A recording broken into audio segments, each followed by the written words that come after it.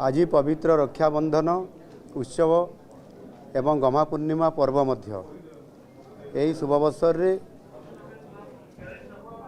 समस्त भौणी माननकु मो तरफ शुभेच्छा एवं अभिनंदन जनाऊँगी एवं समानंकु सुरक्षा केमिति मिलिबो सेतिपाई मध्य आज मु ये पवित्र रक्षाबंधन उत्सव रे प्रतिश्रुति दौची समाने समस्ते भलरे रहिबे सुखरे रहिबे सुरक्षारे रहिबे आ समस्त ओडिशार भौणी मानकु सेतिपाई मध्य मु सुभद्रा योजना रे समानंकर सुरक्षा एवं समानंकर उन्नति पाई मध्य योजना करिछि समानंकर उत्तरोत्तर कामना करुछि।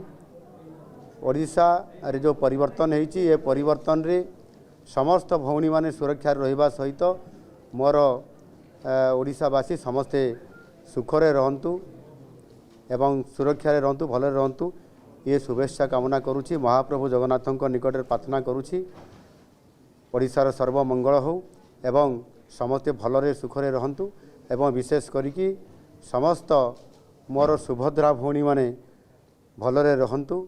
बहुत बहुत धन्यवाद।